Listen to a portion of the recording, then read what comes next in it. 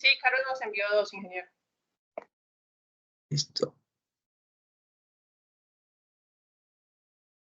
Bien, entonces habíamos quedado en ya la elección de los intervalos de recalibración.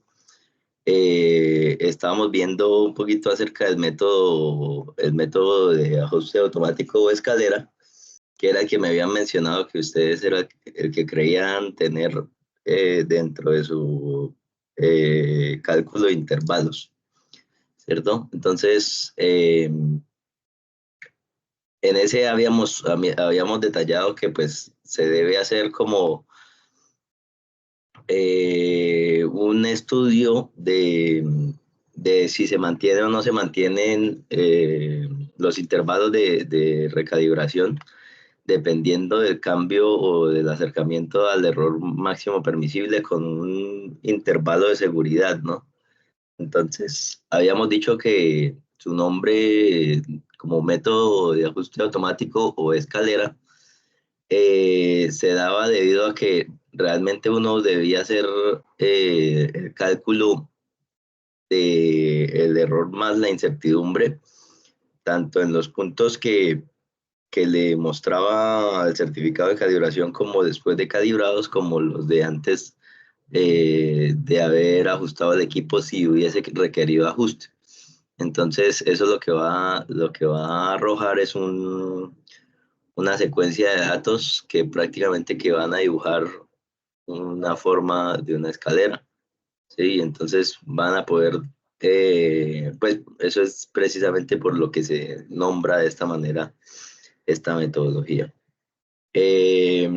Habíamos dicho que básicamente era un cálculo que se podía hacer como una regla de 3, ¿cierto? Entonces, la idea era linealizar el comportamiento del equipo a lo largo del tiempo, diciendo que precisamente se va a comportar como una línea recta. Sin embargo, pues este método, el problema es que pues la desventaja, una de las desventajas es que no hace el cálculo de la deriva como tal. Entonces, comúnmente se requiere, o últimamente una vez está requiriendo hacer el cálculo de esa deriva, que es el cambio del comportamiento del equipo en el tiempo. Entonces, veíamos, por ejemplo, acá, ya es como repaso, eh, un equipo en el que el primer análisis se pone pues, en el primer intervalo de calibración se pone a 1 año.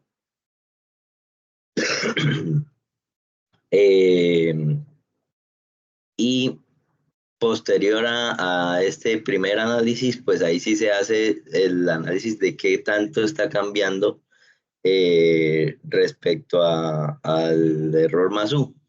Entonces se observa que el periodo, pues que el error máximo más la incertidumbre está bastante lejos del error máximo permitido y entonces pues se aumenta a 2 años y así.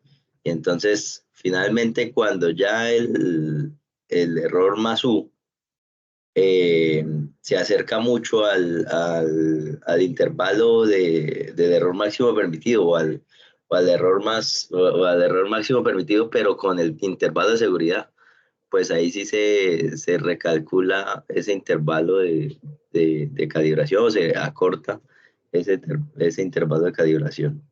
¿Listo? Entonces, básicamente, como lo habíamos entendido, era una regla de 3, ¿sí? Una linealización del comportamiento del equipo a lo largo del tiempo. Vamos a ver que realmente el cálculo de la deriva o el segundo método, que es el método gráfico de control o tiempo calendario, es, entre comillas, también muy similar debido a que también hace una linealización del comportamiento del equipo.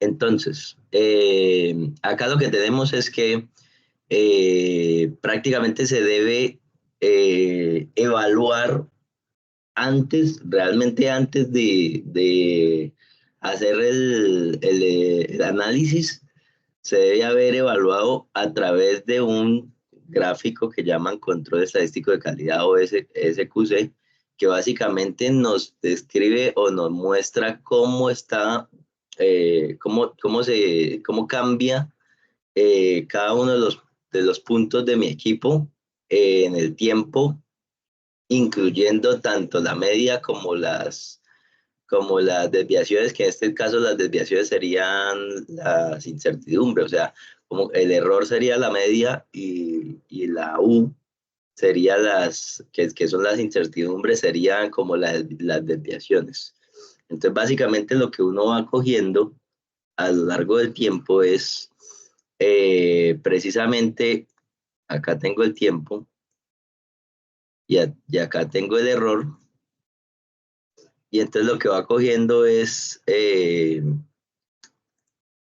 o bueno, realmente uno lo puede graficar de esta manera, más fácil. En vez de graficar el tiempo, grafica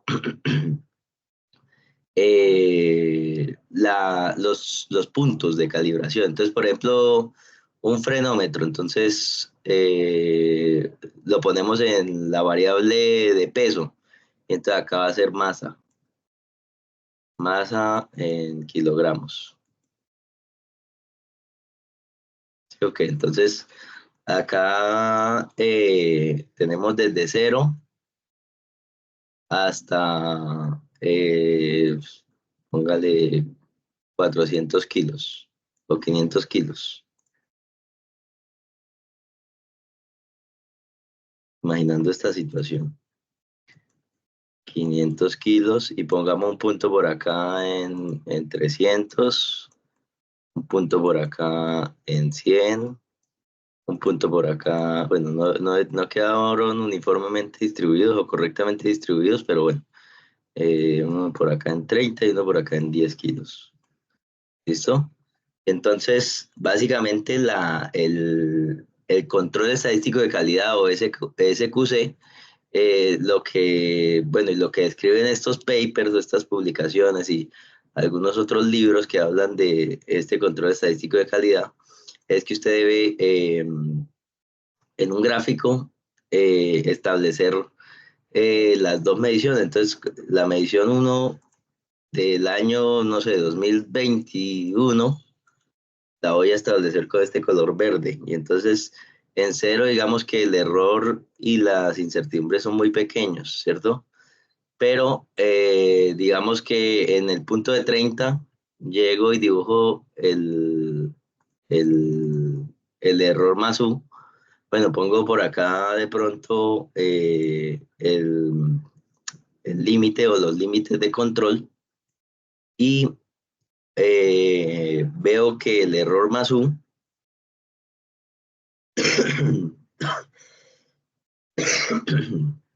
está aproximadamente por unos valores,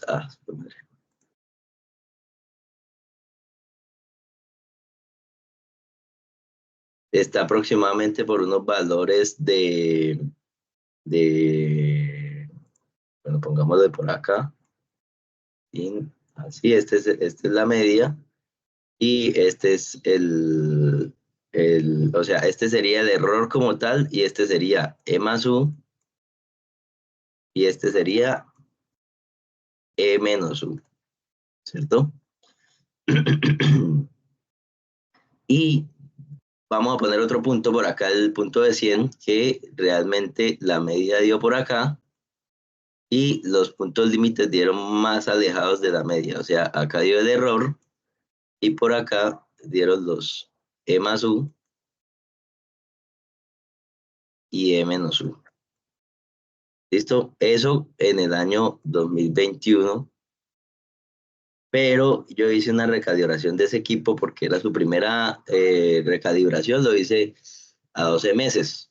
Y entonces observé que en este caso, de pronto el punto no es exactamente 30, sino 31, pero es comparable. ¿Sí? Entonces lo comparo y resulta que en este caso el error más U, el promedio dio bastante cercano, pero el E más U se estiró un poquito más, ¿cierto? Entonces este es E más U de 2022. Y en el 2022 el E más U en el punto de 100 kilogramos del frenómetro no dio en 100 exactamente como en 2021, pero dio en 102, por ejemplo. Entonces es comparable también. Y en este caso se acortó mucho más el error más U, E más U, E más U. Entonces ahí visualmente estamos encontrando unas diferencias con ese gráfico de control, ¿cierto? Lo que podemos apreciar todavía o por ahora es que estamos bastante lejos del límite de control que establecimos, ¿cierto? Sin embargo, tenemos que hacer o determinar qué está pasando con cada uno de los puntos, pero priorizando los puntos más relevantes. ¿Cómo encontramos entonces esos puntos más relevantes? Dice acá, se eligen puntos de calibración significativos y los resultados se trazan contra el tiempo. Entonces, por ahora no lo hemos trazado contra el tiempo, simplemente estamos usando el control estadístico de calidad para escoger esos puntos significativos. Entonces, ¿cómo establecemos esos puntos significativos? Entonces, básicamente los puntos significativos van a darse según esos cambios de E más U significativos, ¿sí? Entonces, vean que acá lo que estoy comparando es el E más U positivo con el E más U positivo de mi carta de control o de mi gráfico de control estadístico. Y entonces, pueden haber diferentes versiones de esto. Comúnmente la que se usa es hacer la comparación de los valores positivos entre ellos y la comparación de los valores negativos entre ellos. Pero se podría establecer una comparación de un mismo punto de 4 posiciones. Entonces, acá me faltó escribir E menos U, E menos U. Y entonces establezco, por ejemplo, que, oiga, me preocupa entonces este punto. Digamos que tengo varios puntos, pero me preocupa este punto porque el cambio del E más U positivo respecto al E más U negativo, respecto, perdón, al E más U positivo del siguiente año o del siguiente intervalo es significativo. O sea, estas dos lineecitas que dibujé acá tienen una diferencia bastante grande, ¿cierto? Entonces, esta diferencia entre los E más U, considerando la diferencia en meses o en años o en cantidad eh, de tiempo que ha transcurrido entre los dos intervalos, básicamente que me va a dar la deriva. ¿Qué pasa? En este caso, y comúnmente en los CDAs, tenemos una variable controlada, un poquito controlada, que sería los años o el tiempo de calibración que le hacemos a los equipos. Es decir, ¿qué quiere decir esto? Que usted comúnmente no va a decir que yo calibro el punto de 30 en el 2021 y el punto del 30 y el punto de 100 en el 2021 y luego no vuelvo a calibrar esos puntos, sino hasta 2023 o hasta 8 meses después o hasta 17 meses después, o este lo calibro 17 meses después y este lo calibro 8 meses después, ¿sí? Entonces, comúnmente eso no se tiene, comúnmente todos los puntos de calibración del equipo ingresan en una sola calibración, entonces la diferencia en meses va a ser constante. ¿Qué significa eso? Que como la diferencia en meses va a ser constante, lo que me va a dar diferencia en la deriva van a ser la diferencia entre errores más U, ¿sí? Entonces, si yo sé que estos son, por ejemplo, 12 meses, ¿sí? 12 meses, entonces yo sé que a todos los cambios de E más U, lo voy a tener que comparar o calcular para obtener la deriva, voy a tener que usar 12 meses, entonces todos van a tener 12 meses. Entonces el cambio relevante en mi control estadístico de calidad o en mi gráfica de control va a ser el cambio en los E más U. Que los cambios que ustedes establezcan en los E más U. Y entonces vamos a decir que este va a ser este cambio, ¿sí? El cambio 1, ¿sí? Y este de acá va a ser el cambio, bueno, el cambio 1 positivo. Y este de acá va a ser el cambio 1 negativo, ¿cierto? Entonces acá tengo cambio 1 negativo. Vean que esta distancia o estas distancias de los E más U están significativamente cerca, pero de pronto yo lo consideré precisamente porque va en aumento, ¿no? Vea que el E más U estaba en un intervalo más pequeño, pero ahora ya el E más U aumentó y puede ser que ese cambio a mí me parezca significativo. Pero ¿qué pasa? Yo observo acá el otro punto interesante en este caso que dibujamos y tengo el E más U positivo y el E más U positivo y vean que en este caso el intervalo se cerró. Sin embargo, lo relevante acá o lo importante para controlar sería el cambio. Un cambio brusco me puede hacer que haya una pendiente brusca. ¿Sí? Ok, entonces eh, este cambio brusco me podrá hacer que la deriva finalmente aumente significativamente, ¿cierto? Comúnmente, por ejemplo, como lo hace la Inge Yanico, lo hace con valores absolutos. Entonces no me importa si el cambio es de mayor a menor o de menor a mayor. Simplemente lo relevante ahí sería el cambio total o el cambio absoluto que estoy generando. ¿Listo? Entonces, en este caso, vean que E más U, de E más U a E más U, hubo un cambio significativo y tendría acá un cambio 2 positivo que incluso podría decir yo, así a simple vista, que es más grande que el cambio 1 positivo, ¿cierto? Y por acá tendría uno desde este punto hasta este punto, un cambio 2, un cambio 2 negativo, ¿cierto? Que también podría decir que esos dos cambios son significativos, o sea, tienen una diferencia potencialmente grande respecto a lo que tengo, a lo que tenía en el intervalo o en el punto anterior.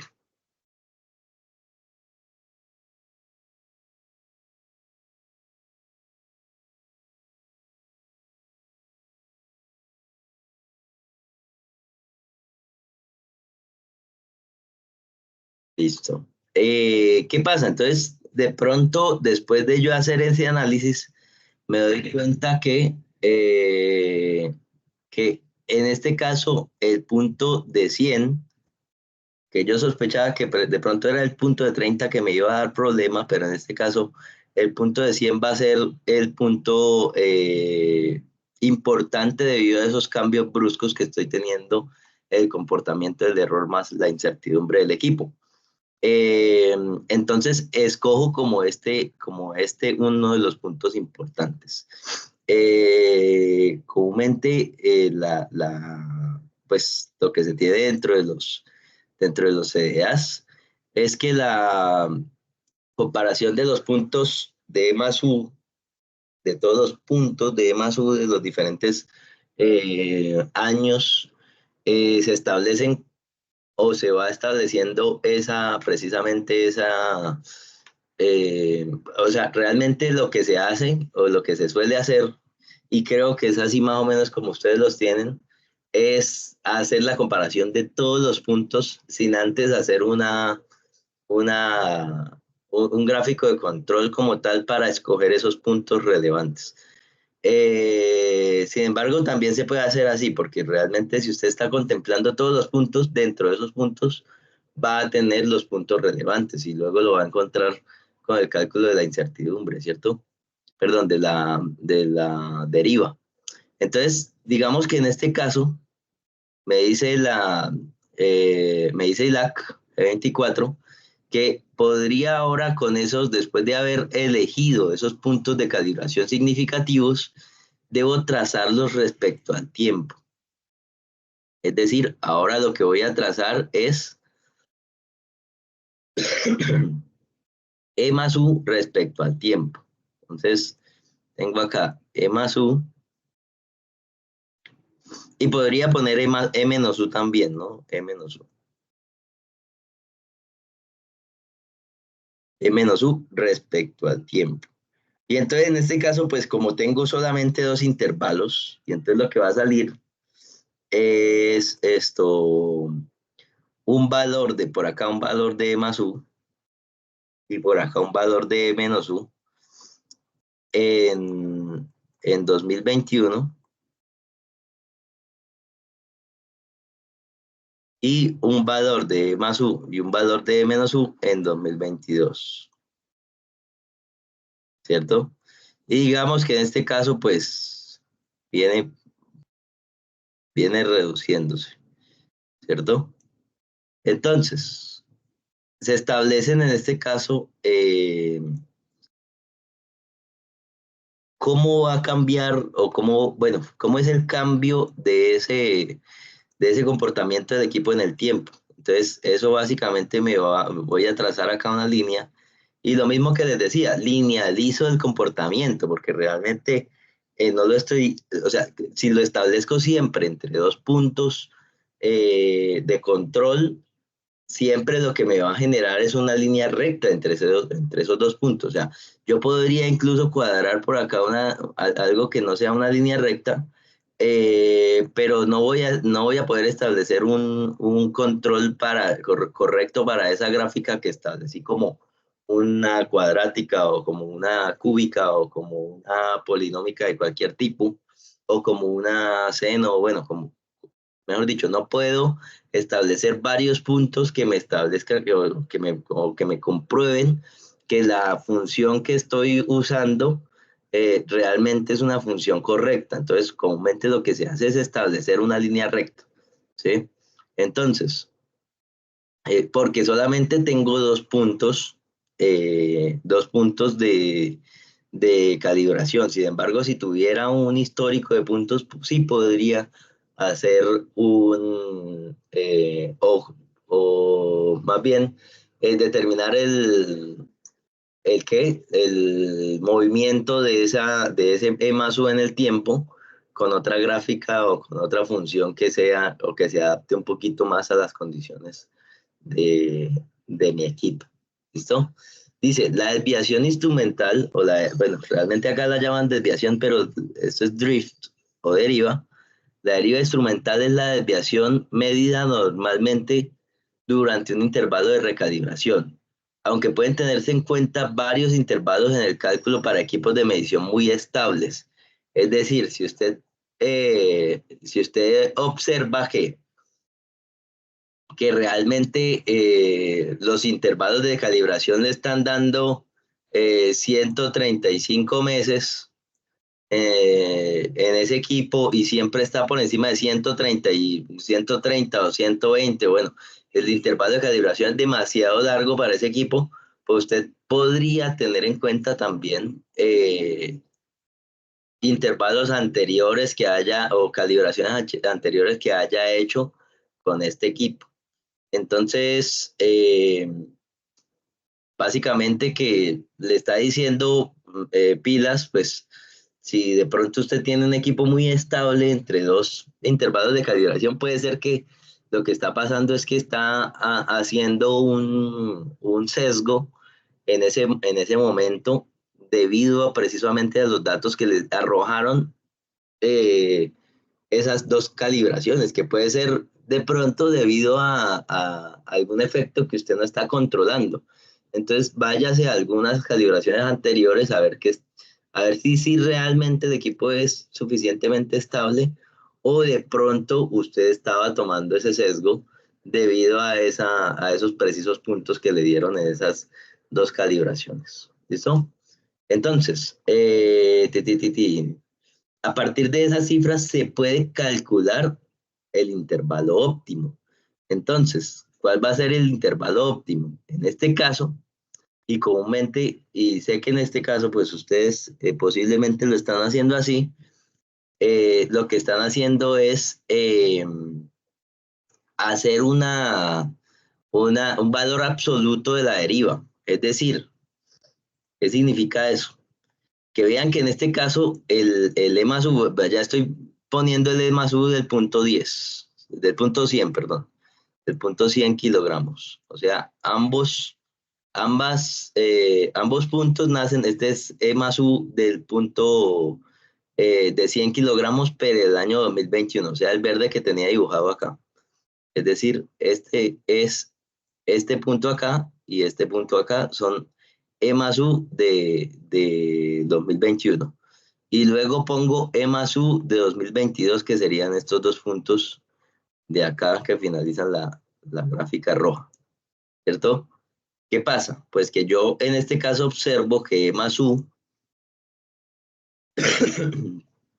positivo lo que tiene es una tendencia decreciente, ¿cierto? Porque la pendiente hace que la gráfica esté bajando, ¿cierto?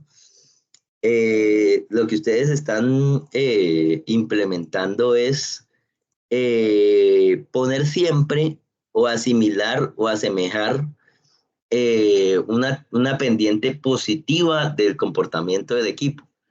Lo puede uno entender haciendo la gráfica inversa, o sea, como si 2022 realmente fuera el punto de inicio y 2021 fuera el punto inicial, o simplemente eh, esto poniendo en valor absoluto esa pendiente. Lo que va a pasar es que si pongo en valor absoluto la pendiente, pues me van a cambiar los puntos de una vez, porque lo que voy a tener ahora es una pendiente positiva.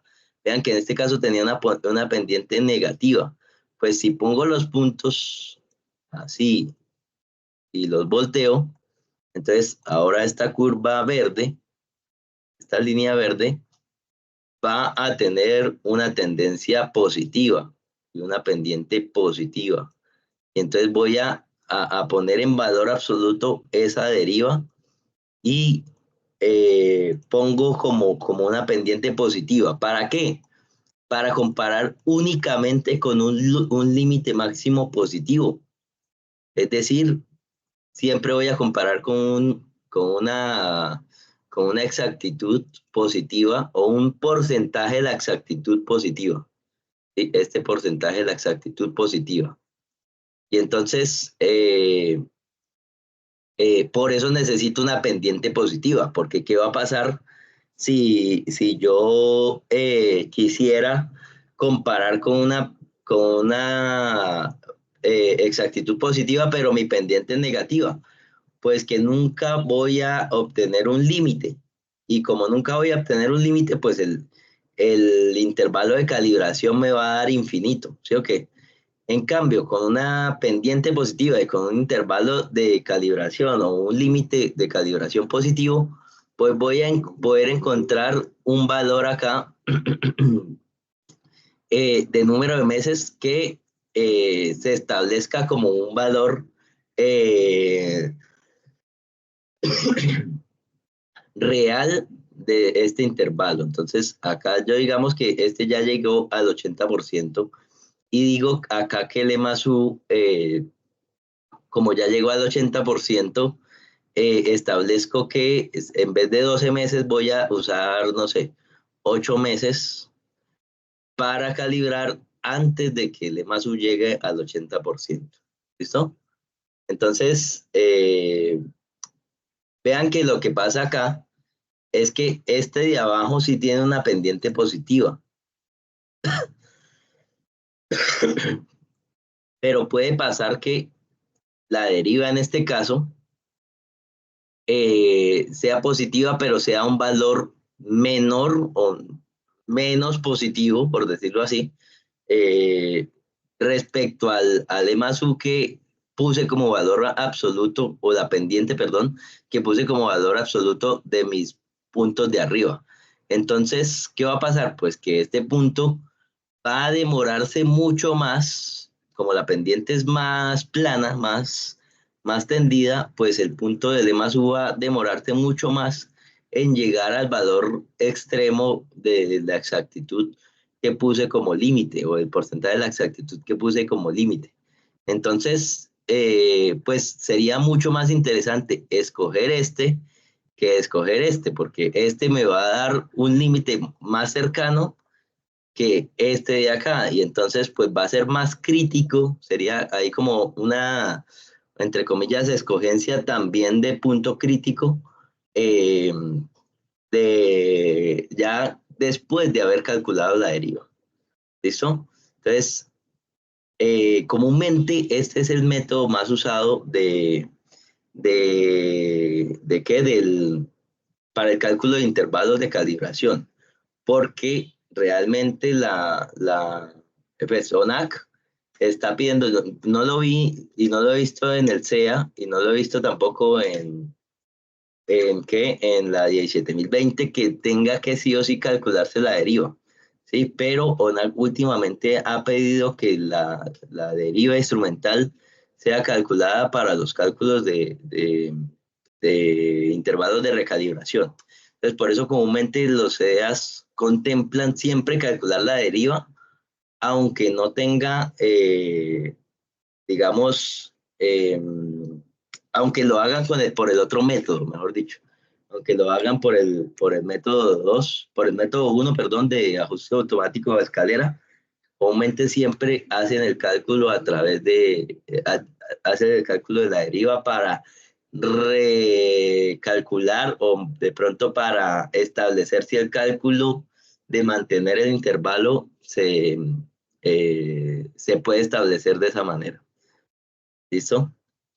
Bien. ¿Alguna pregunta hasta acá? Me interesa mucho que estos dos métodos queden completamente entendidos. Eh, ya lo miramos con un ejemplito, pero por lo menos la parte teórica que quede completamente considerada.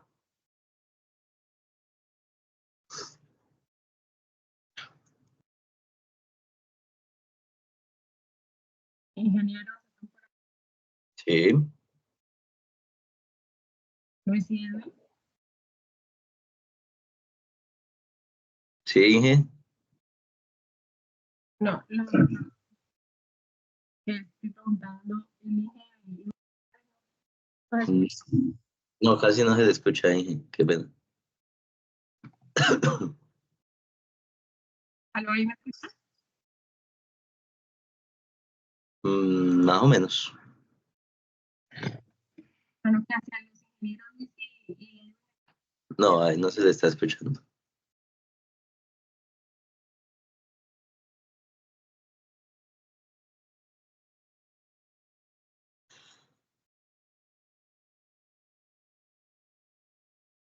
ahí me escucha mejor, Ingrid.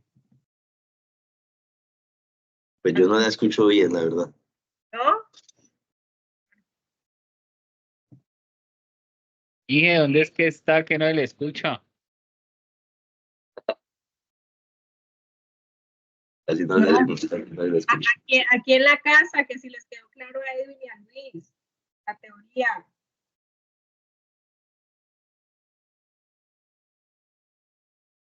¿Quedó bien entendido? Eso fue lo que le entendí.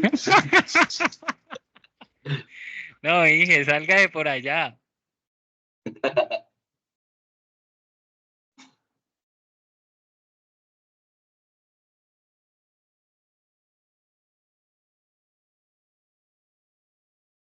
Bueno, digamos Inge, entonces. yo quedé como con, no sé Cuénteme. si fue que no entendí o que el tema de la deriva, a ver, según lo que usted nos dice es que los métodos no necesitan la deriva como tal, Sí. pero los CDA lo calculamos porque ONAC de alguna manera lo pide. No, ¿Es así? el método Ok, 1 o el método de ajuste automático de escalera no pide la deriva. Vea que es una regla de tres prácticamente, ¿sí? Entonces, no se requiere la deriva, ¿sí? Porque usted lo que va haciendo es haciendo reglas de tres con sus errores más u, con su E más u, ¿sí? ok. Eh, Incluso, bueno, no sé si ya les había comentado algunas capacitaciones que ha dado esto Eurometric y así, han dicho que incluso ellos hacen los cálculos de recalibración solamente con el error, no con la incertidumbre, porque la incertidumbre no está asociada al equipo como tal, sino más bien a a la calibración. Pero ONAC ya, o sea, ya es muy popular, a ver, o sea, desde hace rato, hacer los cálculos con ambos, con la suma, con el E más U. Entonces, debido a esto, pues ONAC ya casi que está exigiendo hacer los cálculos con el E más U, aunque no sea tan normativo. Pero bueno, y entonces, si usted hace el cálculo de intervalos de recalibración con método de escalera, comúnmente ONAC le pide a usted, pero bueno, calcule la deriva para ver cómo está, cómo va el comportamiento de su equipo. Entonces, usted, acuerde que en la escalera usted lo único que dice es, mantengo mi intervalo o lo puedo aumentar o lo puedo disminuir, ¿sí? O lo tengo que disminuir. Entonces, básicamente no tiene ese comportamiento del equipo en el tiempo.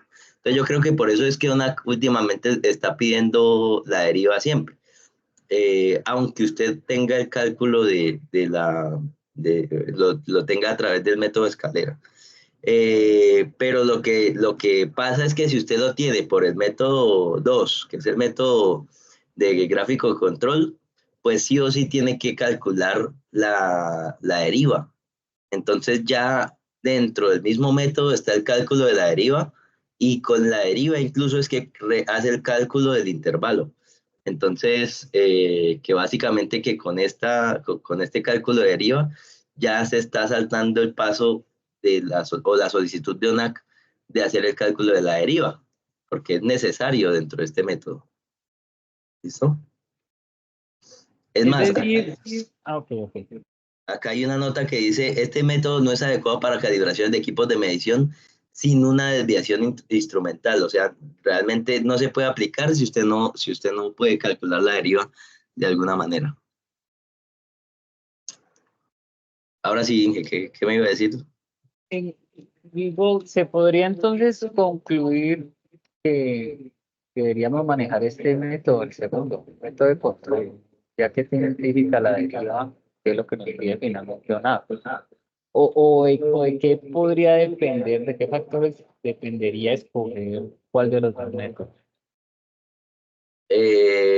¿Cómo se podría? Bueno, ahí sí ya prácticamente que es eh, la escogencia de cada CDA, sí, o sea, cada CDA, tengo un amigo en un CDA que hace, como les digo, el cálculo con el método de escalera y siempre lo demuestra con el método de escalera y mantiene su intervalo y siempre lo mantienen a 15 meses, ¿sí? Y entonces muestra cómo lo hace y además de eso, pues hace el cálculo de la deriva, ¿sí? Pero hace el cálculo de la deriva solamente para demostrarle a ONAC que su intervalo estuvo bien calculado, eh, con esta deriva instrumental, ¿sí? Y siempre mantiene, y por costos, a él le dio mejor hacer un contrato a 15 meses con Eurometric, y siempre le calibran a 15 meses y a 15 meses, y él mantiene esos 15 meses como intervalo. ¿Y cómo lo puede mantener? Pues haciendo el análisis con escalera. Entonces, escalera también es un buen método, eh, pero digamos que él siempre tendrá, o sea, desde que le empezaron a pedir la deriva, pues él está ahora demostrando que aún así la deriva cumple, ¿sí? Eh, pero siempre, o sea, él realmente sustenta el intervalo con escalera, y no le han modificado eso, y él tiene a 15 meses, y siempre a 15 meses todos los equipos. Ok. Entonces, O depende, sea, se depende. trata, exacto, depende y de poderle justificar a una la decisión, como usted comentó. Exactamente, sí. Vamos con dos Ok. métodos, ¿no? Este es el segundo método. No sé si tienen alguna otra pregunta de esto. Quedan tres métodos más, pero estos tres métodos no son tan usados en los CDAs. Entonces, por eso me interesa que queden bien claros estos dos primeros.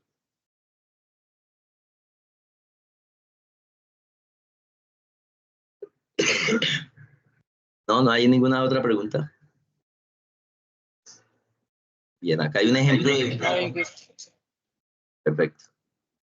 Acá hay un ejemplo de una gráfica de control de un equipo que mide presión, ¿sí? Y entonces se observa el cálculo de la deriva, que lo llaman como desviación sobre la diferencia de tiempos, ¿sí? Y la desviación precisamente es la diferencia entre los E más U de cada punto. Entonces, acá podríamos ver vean que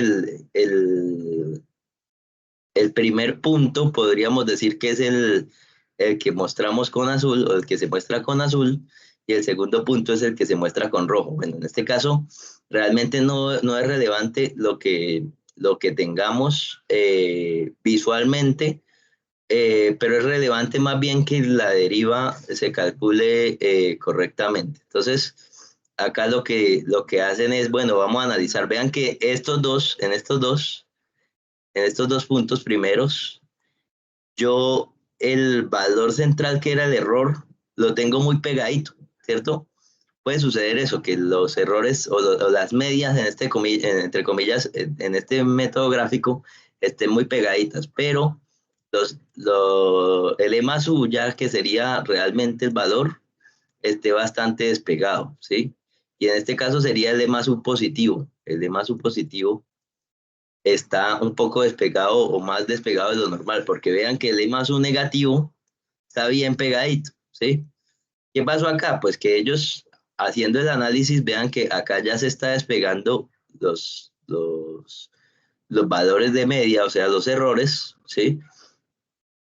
Y yo aprecio en este caso que vea que en este caso, vean los puntos, vean que están separándose. No sé si se alcanza ahí a determinar correctamente, pero lo que yo observo es que la gráfica azul está como cogiendo para arriba y la gráfica roja se está como manteniendo. Entonces, como que tienden a despegarse. Y vea que acá ya en este punto, boom, bajó y esta se mantiene. Entonces, realmente estos puntos se pegaron más. O sea, gráficamente yo estoy pudiendo ver que el punto más despegado de las medias o de los errores o de los valores centrales es este punto de acá, que justo coincidió con 60, bueno, no sé con cuánto coincide, como con 62 megapascales de presión. Y hallo entonces que tengo que hallar entonces el valor de la diferencia perdón, de la desviación, que sería la diferencia de los errores. Y vean que esto es una gráfica sacada del Instituto Colombiano de Metrología, y ellos comúnmente hacen la gráfica o hacen el cálculo con los errores, pero los EDAs lo tenemos acostumbrado a hacer el cálculo con los errores más U, ¿cierto? sea, incluir la incertidumbre dentro del cálculo de la deriva. Entonces, acá se hace directamente el cálculo con los errores del equipo, pero los CDA lo haríamos cogiendo los dos puntos de E más U, el punto de E más U positivo, el punto de E más U positivo de los dos diferentes años, E más U, que sería el positivo, y este de acá abajo, que sería el E más U negativo. Y posiblemente, en este caso, la diferencia del E más U negativo o la desviación del E más U negativo sea mayor que la diferencia o la desviación de los errores medios, ¿cierto? Y entonces podríamos, en este caso, estar incluyendo un intervalo de calibración más corto debido a una deriva más pronunciada, calculada con las incertidumbres, ¿sí? Eh, Sería mejor, o sea, es más seguro hacer ese cálculo, pues no lo sé, la verdad, pero ya es un común denominador, ¿sí? Porque ¿qué pasa si usted tiene, puede suceder que sea más seguro, como puede suceder que sea más inseguro? Porque imagine que usted tiene los valores centrales muy distantes, ¿cierto? O sea, los valores promedios, los errores muy distantes. O sea, tiene este cuadradito por acá y el triangulito lo tiene por acá abajo, ¿cierto? Entonces, haciendo como el ejemplo este que tenemos ahí en la gráfica, ¿sí? Tiene bastante diferencia entre los errores, ¿cierto? La diferencia entre los errores es significativa, la desviación entre los errores. Pero resulta que usted acá, en el cuadradito de arriba, el intervalo, el intervalo es chiquitico. Y, es chiquitico para arriba, pero bastante grande para abajo. Sí, bueno, eso no quedó tan recto esa línea, pero bueno. Y por otro lado, el intervalo del triangulito, que sería el punto posterior, es bastante grande hacia arriba, pero chiquitico hacia abajo. Entonces, ¿qué va a pasar? Lo que va a pasar es que en el cálculo del E más U, las desviaciones de los E más U, tanto positivo como negativo, me van a dar mucho más pequeñas que las desviaciones reales del error, ¿cierto? ¿Qué pasa si en este caso los intervalos ambos son pequeños? Pues las desviaciones del E más U me van a dar mayores que las desviaciones del error. ¿Y qué pasa si en este caso fuera al contrario el intervalo de E más U para arriba es mucho mayor que el intervalo de E más U para abajo? Entonces, los valores de E más U o las desviaciones de E más U también van a ser mucho mayores que las desviaciones del error. Entonces, hay casos en los cuales las desviaciones de E más U va a ser o va a tener una tendencia más segura, o en este caso en específico tendría una tendencia más insegura, porque yo voy a calcular con un intervalo más pequeño la deriva respecto al intervalo del error como tal. Sin embargo, como les digo, ha sido como un denominador usar la incertidumbre dentro de nuestros cálculos. Entonces, por ello, pues, digamos que se ha mantenido ese cálculo con la incertidumbre incluida del cálculo de la deriva. Entonces, pues nada. Bien. Tercer método, método de tiempo en uso. Entonces, esta es una variación del método 1 y 2, es decir, todos realmente nada. Pero en este caso, esto, pues digamos que el equipo tiene que tener una medición constante del tiempo real en servicio. Entonces, pues realmente los EDAs lo podemos hacer, porque nosotros podemos calcular fácilmente el tiempo real en servicio de algún equipo que nosotros tengamos, porque como tenemos ese software que recoge o recopila todos los datos, pues podríamos tener ese cálculo de pronto entre comillas fácil respecto a otros entes que de pronto la tendrían un poquito más complicada. Podría hacerse de otras maneras, como con un odómetro como el odómetro que le ponen a los motores a los motores estacionarios para calcular el tiempo de uso del motor, que básicamente es como un cronómetro o como el odómetro de las motocicletas que calcula el kilometraje, pero en este caso calculando el tiempo en servicio. Cada vez que se enciende ese motor, se pondría a funcionar ese odómetro y a hacer ese cálculo del tiempo total en servicio.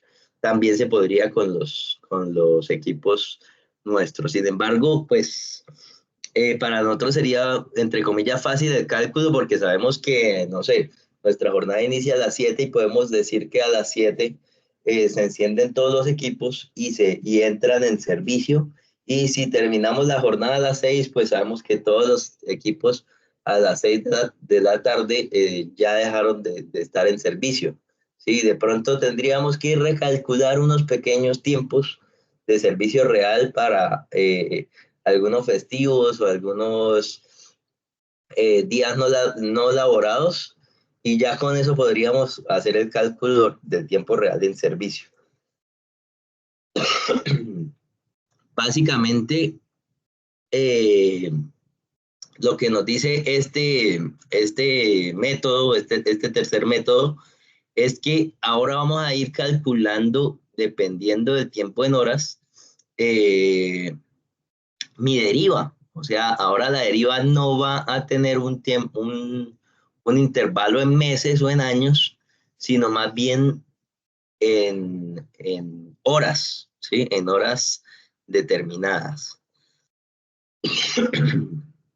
Eso podría ser, entre comillas, una ventaja, porque tengo un cálculo un poquito más preciso de qué día exactamente mi equipo de medición podría llegar a salirse del rango que yo tengo establecido, ¿cierto? O de mi límite de control.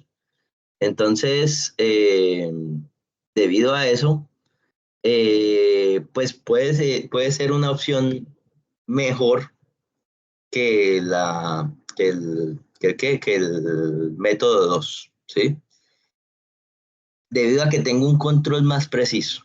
Sin embargo, tengo de pronto más recursos humanos o recursos tecnológicos usados en hacer ese cálculo. Entonces, pues hay que sopesar tanto los recursos que uso. Ya tengo de pronto un ingeniero o unos ingenieros de pronto mucho más pendientes de un equipo que de pronto no necesita estar tan pendiente, ¿sí? Entonces, de pronto, este método sí sería un poquito más aplicado. En los CDAs sería un poquito más aplicado de pronto en esos analizadores de gases que a veces pues me salen bastante problema en los intervalos de calibración. Ok, de pronto ese esfuerzo sería mucho más aplicable en esos equipos. ¿Listo? Dice que en este caso el tiempo en uso se obtiene mediante el conteo de la cantidad de calibraciones realizadas. En este caso con la balanza de pesos muertos, porque hacen un ejemplo, o se hace un ejemplo de una balanza, ¿sí? Pues de un equipo de medición de peso, ¿sí? Entonces, acá vean que estoy siguiendo el comportamiento del equipo, teniendo en cuenta no solamente dos intervalos de calibración. Y eso es de pronto lo criticable al método 2, que solamente tengo en cuenta en el método 2 y en el método 1 incluso. En los métodos 1 y 2 solamente tengo en cuenta, o solamente comúnmente se tiene en cuenta, 2 puntos de calibración. Y no puedo realmente garantizar el comportamiento del equipo en el tiempo, ¿sí? Entonces podría, con este método, bueno, voy siguiendo. En este caso, vean que este equipo está bastante bonito porque me está graficando casi que una línea derecha, ¿sí ven? Y entonces, acá yo hice el cálculo y proyecté de cierta manera un intervalo constante hasta que me llega a un límite máximo y digo, bueno, ese límite máximo va a suceder en 310 horas de uso después de haber puesto en servicio el equipo. 310 horas de uso va a significar tantos días, por lo tanto yo tendré que hacer la próxima calibración acá en este momento para que mi error más U o para que mi desviación no se salga del límite de control. ¿Listo? Acá por acá, bueno, incluso en algunos equipos que no son tan de pronto controlados como nuestros equipos de nuestros CEAs, podría yo incluso llegar hasta acá, hasta el límite, ¿cierto? Hasta muy cerca del borde de control que yo tengo de mi equipo y ganarme unas horas adicionales, ¿cierto? Pero vean que lo bueno de esto es que yo tengo un seguimiento constante del equipo. Eso sería, o es lo único chévere que se puede rescatar de este método. Listo. Método 4, o que le llaman ensayo método de controles de servicio o ensayo de caja negra. ¿Por qué le llaman de caja negra? Porque así como la caja negra de los aviones van monitoreando el, el estado de todos los sensores y actuadores del avión en todo momento y van determinando si esas señales son correctas o no. Pues en este caso habría que montarle un sistema que monitoree en todo momento el equipo, ¿sí? Esto, digamos que sería un esfuerzo demasiado significativo para los equipos que nosotros manejamos en nuestro CDA. Sería para algún ente que incluso tenga que tener un mayor control de su equipo de medición que nosotros como CDAs. Podríamos pensar precisamente en el estado de los aviones.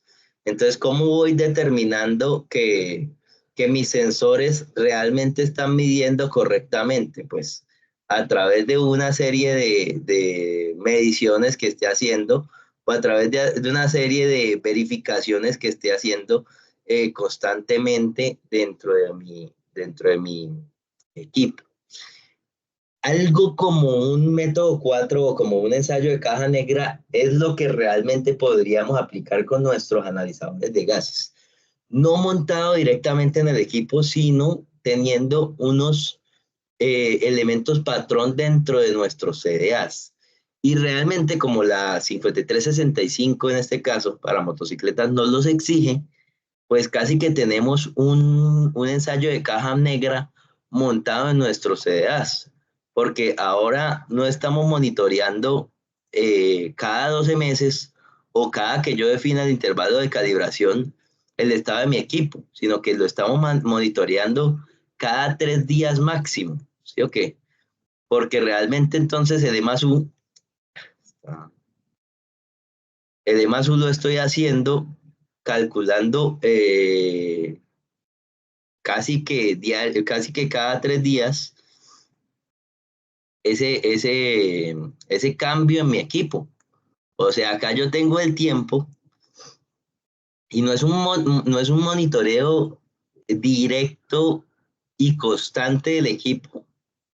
Perdón, no es un monitoreo directo, pero sí es un monitoreo constante del equipo. Porque realmente yo tengo acá un E+U. porque tengo unas incertidumbres calculadas de mi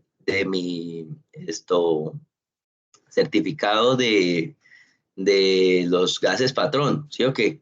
Y tengo acá un menos U también, ¿cierto? Y entonces, de pronto sí va a requerir un poquito más de esfuerzo para ese cálculo, pero entonces en vez de, yo tengo acá el intervalo de calibración 0, donde inicié en el mismo 2021, podríamos poner, y 2022, o el intervalo de calibración 1, ¿cierto? O la calibración 1, perdón.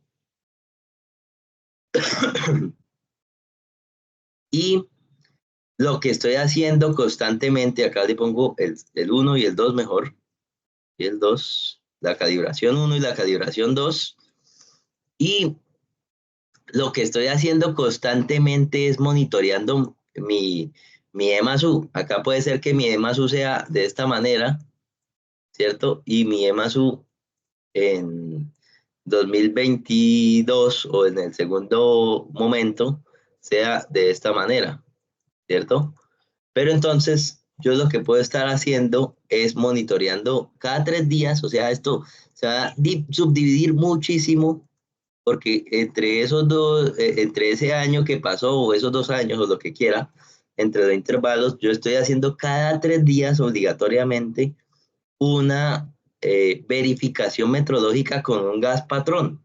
Y ese gas patrón se supone que es trazable a patrones nacionales e internacionales. Entonces yo puedo ir siguiendo, bueno, teóricamente lo que va a pasar o lo que debería pasar es que 3 días después de la calibración que hice, pues acá en este punto de 3 días después, pues va a ser muy similar el error más 1, ¿cierto? Va a ser muy similar. Y así va a ser muy parecido, muy parecido, muy parecido. Y así hasta que ya empiece a parecerse al error más U de cerca de mi siguiente intervalo de calibración. ¿Sí? Okay. Y como tenemos patrones que son trazables dentro de mi CDA, yo incluso podría hacer ese esfuerzo adicional de ir calculando cada que tengo verificación, ir calculando cómo se va comportando mi equipo. Ah, que resulta que en cierto momento yo me desfasé y el equipo por acá no dio. ¿Sí? Que la incertidumbre, el error más la incertidumbre o simplemente el error del equipo se salió de mi intervalo de control. Ah, pues lo que yo hice fue un ajuste con mi gas patrón y ahora sí ya entiendo por qué mi error más U cambió de esa forma, porque ahora ya lo ajusté. Bueno, acá digamos que el ajuste, lo que pasó en este momento fue que se me salió y reajusté. Y ahora en ese reajuste, mi equipo quedó así con este error más 1. Y entonces de ahí para adelante, ahora ya entiendo de dónde sale este error más U que cambió respecto a este error más U con el que inicié. Ah, porque hubo un ajuste dentro de mi proceso de calibración, de verificación, perdón. Sí, de verificación de cada 3 días. ¿Listo? Entonces, eso podría de pronto hacer que tengamos una mejor deducción de del comportamiento de equipo y no lleguemos a sorprendernos de que ahora el intervalo de calibración me dio 6 meses con respecto al intervalo que me había dado anteriormente, que era 18 meses. Ah, bueno, entonces eso tiene más sentido porque el comportamiento de mi equipo fue cambiando demasiado y el error más se subió tanto debido a eso, que pues finalmente estoy descuadrándome en ese equipo. El equipo le está pasando algo. Es más, incluso lo que podría hacer yo, y teniendo en cuenta lo que ya habíamos mencionado en cierto momento, es consiguiendo ese comportamiento del equipo con ese patrón de trabajo que tengo, digo, oiga, mi equipo acá en este punto se me desfasó. ¿Sí o qué?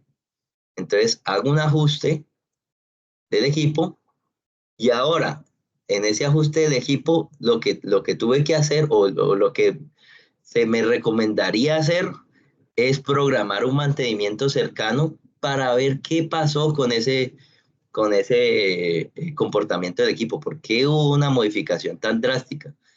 Resulta que de pronto había demasiadas impurezas dentro del banco del analizador de gases, y entonces lo que hago es una limpieza profunda del equipo, y ahora sí recalculo después de esa limpieza, y resulta que ahora sí mi equipo cerró sus límites y ahora el EMASU está mucho mejor. ¿Qué va a pasar? Pues que si sigo monitoreando mi equipo y mi equipo sigue así en ese estado, pues finalmente cuando llegue a la siguiente calibración, pues ya hice un mantenimiento que me permitió mejorar mis condiciones de mi equipo. Y entonces ya cuando llegue a esta calibración, pues ya mi intervalo no se va a ver disminuido debido al estado de mi equipo, sino al contrario, voy a garantizar que mi intervalo, como el error más su cambio poquito, entonces mi intervalo va a cambiar, eh, va a aumentar probablemente. ¿Listo? Entonces, en vez de darme ese intervalo de 6 meses que me está aumentando los costos, voy a estar haciendo un intervalo de 18 meses debido a que tuve un monitoreo constante de mi equipo. Eso sería de pronto una de las ganancias de aplicar algo como un método 4 o ensayo de caja negra, sobre todo a los equipos que estoy constantemente monitoreando, como lo es el analizador de gases. Y si tuviéramos unas pesas de calibración y una lámpara de calibración para el frenómetro y el luxómetro, también podríamos hacer esa medición constante de los errores máximos permitidos durante todo el proceso de medición de mi equipo o de trabajo de mi equipo. ¿Listo? Bien, acá vean que lo que está haciendo pues el ejemplo es teniendo en cuenta, vean que ya está dividiendo en meses, pero está teniendo en cuenta muchos más puntos de comprobación. En este caso pueden ser calibraciones o verificaciones. ¿Listo? Vean que en este caso, bueno, acá voy a poner estos dos rojos porque realmente no debería mezclarse las verificaciones con las calibraciones. Usted puede seguir o tener un monitoreo constante de las condiciones de su equipo con las verificaciones cada 3 días que le está haciendo.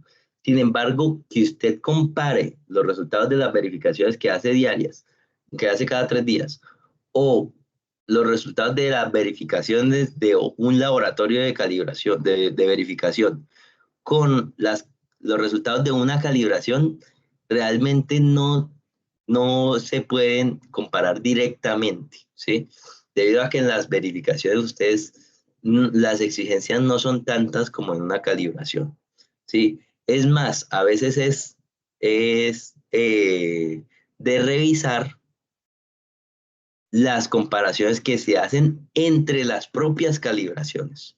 Porque si ustedes tienen puntos de calibración muy diferentes, y eso sucede sobre todo cuando uno cambia de un laboratorio de calibración a otro, que realmente uno debe tratar de exigirle al laboratorio nuevo que por lo menos por ese punto de calibración, por ese momento de calibración, le garantice ciertos puntos de calibración que usted tiene o que usted tuvo en la anterior calibración, porque si no, terminan no siendo comparables y termina usted no pudiendo ejecutar ninguno de estos métodos porque la calibración del año 1 y la calibración del año 2 no son para nada comparables de ninguna manera.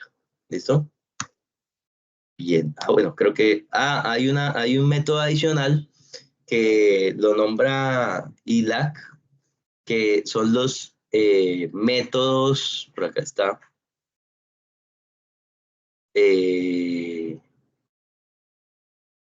otros métodos u enfoques estadísticos. No los puse ahí en las diapositivas porque realmente estos otros métodos o enfoques estadísticos comúnmente se usan o son aplicados con software o con herramientas adicionales que me permiten hacer el cálculo de esa deriva a lo largo del tiempo, o hacen otros cálculos estadísticos. Por ejemplo, se podrían hacer regresiones lineales a lo largo del tiempo o regresiones cuadráticas, o adaptar, como les decía yo, por ejemplo, en este caso que tengo varios puntos, adaptar una función que me permita ir monitoreando el comportamiento en cualquier instante. Entonces, acá cuando ya tenga que yo predecir el comportamiento,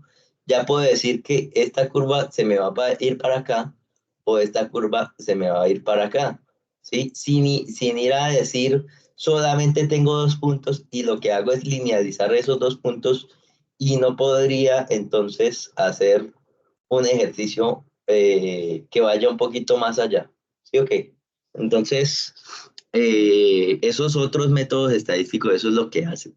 De pronto, usar un software que me permita calcular los intervalos de recalibración de pronto de una forma un poquito más precisa. Siempre van a ser más precisos comúnmente, pero el problema es que va a tener muchos más costos en ese cálculo de intervalos. Entonces, pues no suele ser aplicable para nosotros como CEAs. Tendríamos que tener de pronto una gran cantidad de equipos que se repitan, de pronto 30 analizadores de gases, y ahí sí ya sería considerable de comprar un software o de adquirir o de desarrollar un software que me permita ese cálculo constante de los intervalos a través de otro enfoque estadístico. ¿Listo? Ese sería el último método. Y acá bueno, en este caso IAAC, me muestra la comparación entre los 5 métodos que tenemos, ¿sí? Y la comparación respecto a ciertas características de rendimiento. Entonces vean que ponen fiabilidad, o sea, qué tan confiable es el método para hacer el cálculo del intervalo. Y vean que tengo que el método 1, método 3 y el método 5 lo ponen como medio. Sin embargo, vean que el método 5 le dan la anotación de que puede lograrse una mejor calificación si el software usado es completamente adecuado a lo que yo estoy requiriendo, a mis requerimientos. ¿Listo? Entonces, vean que en este caso, por confiabilidad, está ganando el método 2 y el método 4, que serían como los más recomendables en este caso. Ahora, esfuerzo de aplicación. ¿Qué tanto me voy a desgastar haciendo ese cálculo? Pues el método de escalera es bajo. ¿Por qué? Porque realmente lo que estoy haciendo es una regla de 3, ¿sí o qué? El de caja negra, ¿por qué es bajo? Porque realmente, tal cual aplicado el método de caja negra, yo no soy el que hago el monitoreo, sino que lo hace una caja negra como tal. Es decir, el esfuerzo para la aplicación de este método de caja negra es realmente, incluso podríamos decir que bajísimo, porque simplemente es determinar que esa caja negra esté funcionando bien, porque la caja negra, ella solita, estaría tomando esa medición. ¿Listo? El método 3 lo ponen como medio, porque sí tendría que estar apuntándole a cada rato a varios puntos. Y el método 2 y el método 5 lo ponen como un esfuerzo alto, porque en este caso el esfuerzo se da sobre todo en la selección del software de aplicación, o en el desarrollo o en la adquisición de ese software, ¿cierto?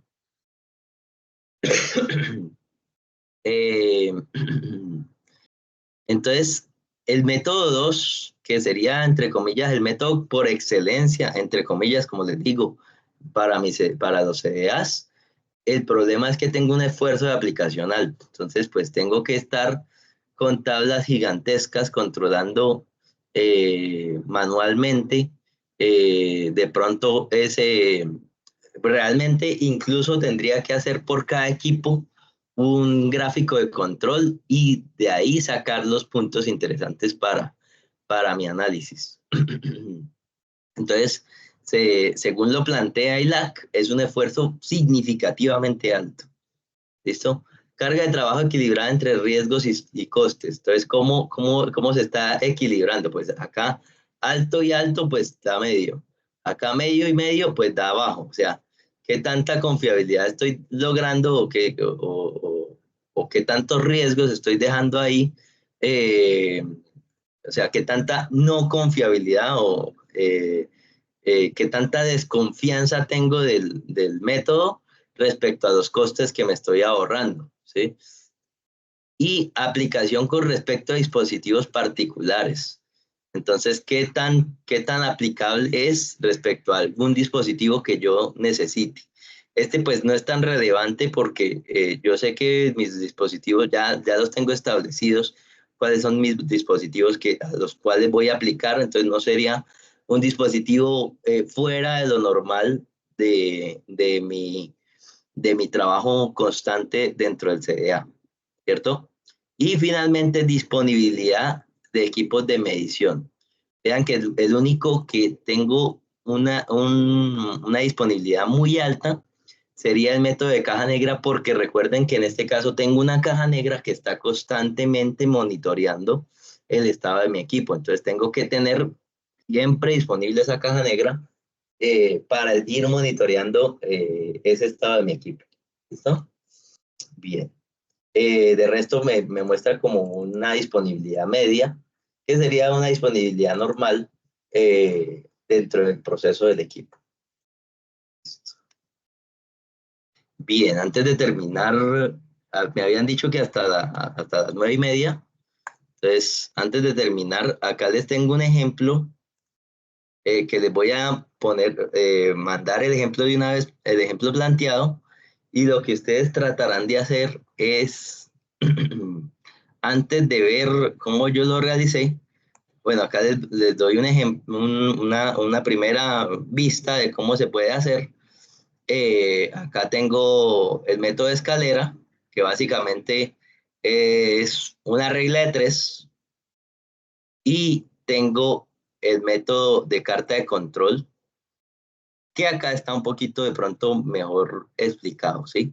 Entonces, la primera fecha y la segunda fecha, hay 15.2 meses entre las dos fechas, y cómo se puede realizar la carta de control. Vean que en este caso sucede que, bueno, acá tengo en verde la deriva también para ir como monitoreándola, ¿sí? No es indispensable tenerla, pero de pronto esta carta de control así con la deriva me dice mucho más. Y vean que estos dos puntos están muy cercanos e incluso los intervalos son muy cercanos también. Vamos a hacerle bastante zoom. Y vean que estos intervalos son bastante cercanos acá, ¿sí? Y entonces, acá tengo los intervalos casi que unidos, ¿sí? Por otro lado, estos intervalos ya se están separando, las medias se están separando y los intervalos también se van separando. Y finalmente, lo que tengo acá en este punto, en este último punto de este ejemplo, es que estos dos puntos están muy unidos en medias, y aunque los intervalos sean bastante separados de las medias,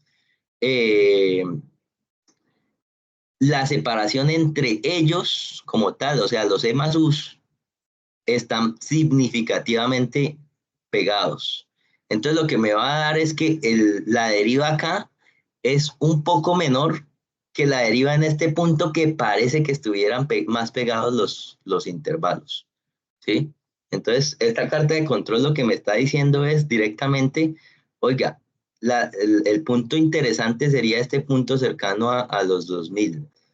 Este caso creo que es únicamente con el tema de hidrocarburos de un analizador de gas. Bien. Regáleme un momento que tengo una llamadita. Un segundito, qué pena. ¿Aló?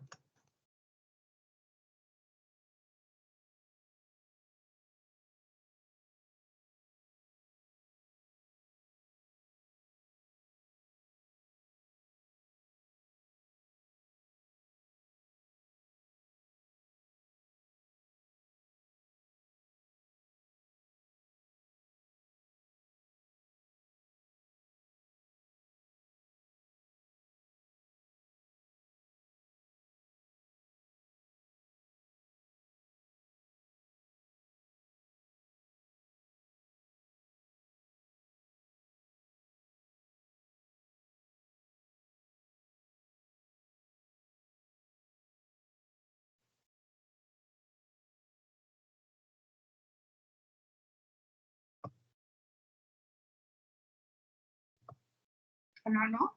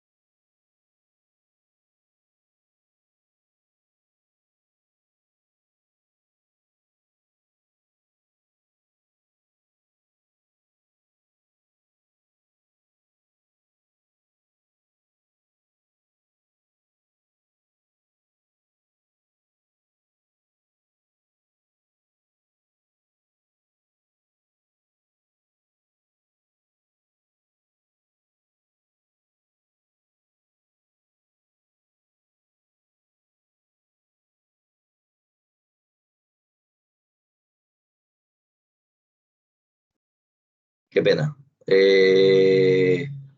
Bueno, entonces, no sé si tienen alguna pregunta. Pues, como les digo, les tengo este ejercicio planteado que es simple, es de un analizador de dos tiempos con la variable de hidrocarburos, o sea, solamente estamos cogiendo una variable para que ustedes puedan aplicar por lo menos los dos primeros métodos. ¿Listo? Entonces, hagan el cálculo con los dos primeros métodos, ustedes escojan un intervalo seguro para ambos métodos, como quieran, el intervalo que quieran seguro, y traten de hacer ese cálculo de, de la deriva y bueno, todo el cálculo del intervalo, sabiendo que entre los dos puntos de calibración hay 15.2 meses. ¿Listo? Entonces, estos datos realmente son sacados directamente de un certificado de calibración. Entonces, les dejo ese ejercicio para que lo traten de hacer y entonces la siguiente sesión, que no sé cuándo sería, eh, revisamos cómo sería la resolución de este ejercicio y revisamos directamente su análisis metodológico, pues el análisis metodológico, a ver cómo lo tienen actualmente esto diseñado. ¿Listo?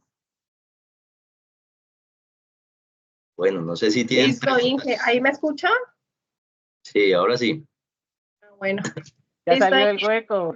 No, mira que estoy aquí y tengo aquí en el estudio donde tengo todo el internet. Yo no sé ustedes qué es que lo hundieron. Inge, entonces nosotros revisamos y ya revisamos el otro día para ya confirmarle a usted. Listo, perfecto. Me confirma entonces. ¿De cuánto tiempo? ¿2 horitas o qué? Sí, yo creo, o así de hora y media, ¿no? Yo creo que alcanzamos. Sí, porque listo. ya solamente revisar cómo hicieron, cómo desarrollaron el ejercicio, mostrar la solución que yo les tengo y revisar lo de su análisis metodológico. Listo, Inge. Bueno, entonces ya coordinamos y yo ya le escribo, Inge. Gracias. Listo, perfecto. Bueno, adiós. Bueno, vale. Gracias, Inge. Nos vemos. Bueno, nos vemos entonces. Que estén bien. Gracias,